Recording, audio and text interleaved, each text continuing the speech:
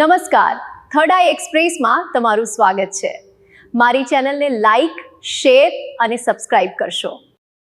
જૂની દેવલી ગામે લાખો રૂપિયાના સોના ચાંદીના દાગીના સહિત રોકડ રકમની ચોરી. આજરોજ તારીખ 4/5/2024 સોમવારના રાત્રિના 12:10 કલાકે તળાજા પોલીસ મથકેથી મળતી માહિતી અનુસાર વાત કરીએ તો તળાજા તાલુકામાં ચોરીની મોટી ઘટના સામે આવી છે.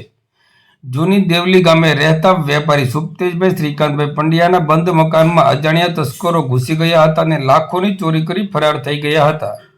મળતી માહિતી મુજબ સુપ્તેશભાઈ પંડ્યા પોતાના પરિવાર સાથે ઘોઘા તાલુકાના નવા રતનપર ગામે ભાણેજના જનોઈ પ્રસંગે ગયા હતા. દરમિયાન તેમનું ઘર બંધ હતું. બીજા દિવસે સાંજે લગભગ 7:20 વાગ્યે પરિવાર સાથે તેઓ ઘરે પરત ફર્યા હતા ત્યારે મકાનના દરવાજાનું લોક તૂટેલું જોવા મળ્યું હતું. ઘરમાં પ્રવેશ કરી તપાસ કરતા કબાટ તોડવામાં આવ્યો હોવાનું જાણવા મળ્યું હતું અને તેમાં રાખેલા રોકડ રૂપિયા તેમજ સોના ચાંદીના દાગીના ગાયબ હતા. ચોરીમાં આશરે 2,10,000 રૂપિયા રોકડ તેમજ સોના ચાંદીના દાગીના મળી કુલ રૂપિયા 4,49,000 રૂપિયાની માલમત્તા તસ્કરો લઈ ફરાર થઈ ગયો હોવાનું સામે આવ્યું છે.